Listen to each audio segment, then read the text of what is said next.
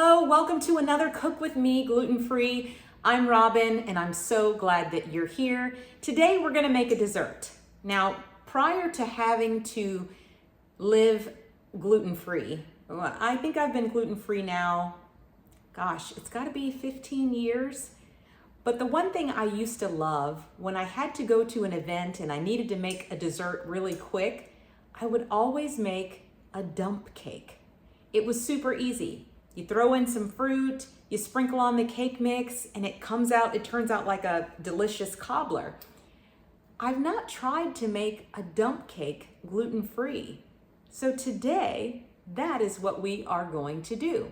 So let's take a look at the ingredients that we'll be using today for our apple dump cake, AKA apple cobbler, apple crisp, I'm hoping. Let's take a look. Okay, so I have chosen the Pillsbury gluten-free classic yellow premium cake mix. This is what we're going to use to sprinkle on top. I wanted to get an apple pie filling that stated it was gluten-free. This one is the Great Value brand from Walmart, and it does say gluten-free on the can. So we're using 2 cans of apple pie filling, 1 box of the Pillsbury, and here, let me back this up just a little bit so you can see, I have cut in little cubes a stick and a half of unsalted butter. And then I've got my pan here, and we're just going to literally dump it all together. I'm gonna get these cans opened and the cake mix opened, and we'll be right back. First, we're gonna preheat our oven to 350 degrees. Mine is already there. And I am using a 9x13 disposable cake pan for easy cleanup. We love an easy cleanup. So we've got our 2 cans of apple pie filling, and it's pretty easy at this point. We are just going to dump these right into the pan and spread them out.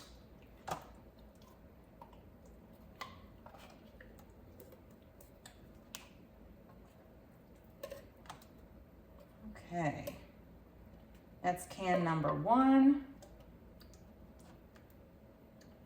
And let's reach for can number 2. Get it all in there. We want to get all of that delicious gelatinous goodness off the sides. Okay, so we've got both cans in the 9x13 pan, and I'm just using a spatula to smooth it out. Just kind of get it evenly layered across the bottom. I mean, when I say this is super fast, it is super duper fast. Okay, apples are all spread out at the bottom. Next, we take our cake mix, which I have already opened, and we're just gonna do our best to evenly sprinkle. I like to do it directly from the bag, so I am just sprinkling.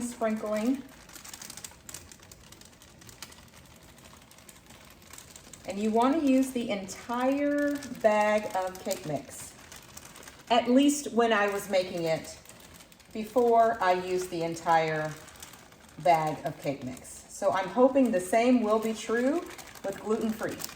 We're going to find out. I'm going to get the rest of this on, and then I'll be back to add the butter. Again, this is my first time making this, so I got all of my cake mix evenly coating the apple pie filling, and I have about this much left. So in comparison to regular cake mixes, I have found that this Pillsbury gluten-free has 17 ounces of cake mix versus the average box of cake has about 15 and a half ounces. So I think that's probably why I didn't need to use all of the cake mix, but as you can see, it's almost all used. I don't think it would hurt, but since it's my first time, I'm gonna go by sight, and I feel like this is the safe thing to do. Now I'm gonna take my 1.5 sticks of butter, and I'm going to start lining it up right on top of the cake. Right across. And I may reposition some of these. It just depends on how much I have. But I'm gonna get these on, and once I have these layered on top, I will be right back. The butter is evenly arranged, so it's going to go in the oven, and I don't have a time for you right now, but I know what look I'm going for. So I'm going to set the oven timer to 30 minutes, but I'm gonna keep an eye on it because what I'm looking for is a crispy golden brown. Again, it's 350. I'm starting at 30 minutes. And we'll take a look probably right at the 20-minute mark just to see where we are. But I'm thinking that it's probably going to be between 30 and 40 minutes at 350. Let's take a look. Just so you know, I have had this in for 50 minutes now. It got to the 30-minute mark. It was not browning yet. I added another 10 minutes, and I've just added an additional 10 minutes. So I want to see what we have after 50 minutes. I see some browning here. And I see it bubbling through. I'm going to show you what it's looking like now. I'll carefully show you, but I see the pie filling starting to bubble through. This is the color. You can see it's browning where the butter is. I'm going to touch the top, and it's still very soft. It's not giving me that crust-like feeling. So I'm gonna put it back in the oven. I mean, this might be a fail. Again, just trying it for the first time. I'm certain it will turn out, but I think it's going to take longer than perhaps traditional cake mix. So let's pop this back in the oven, and I will check back in another 10 minutes. The dump cake is out of the oven, and you can clearly see where the butter was, or the little cubes of butter. I'll give you a closer look. That's where it really browned, but the other parts are browned as well. I'm gonna let this sit for about 15 minutes.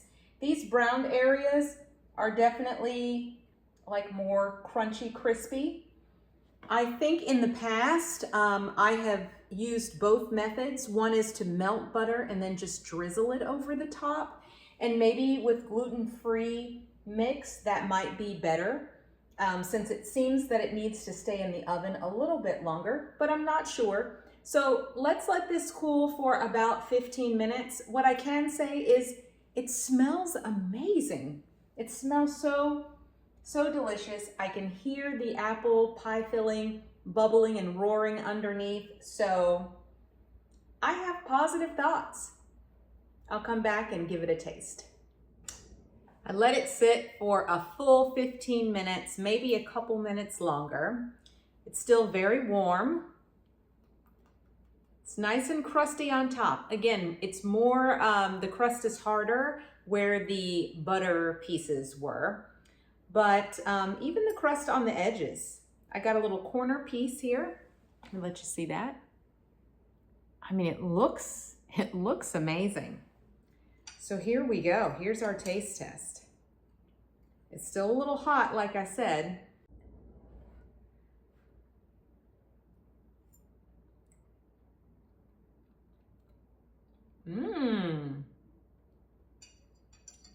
It's very good. Is it missing vanilla ice cream? Absolutely. Will I be adding vanilla ice cream for dessert this evening? Absolutely. Let me get one more bite with some additional crust here.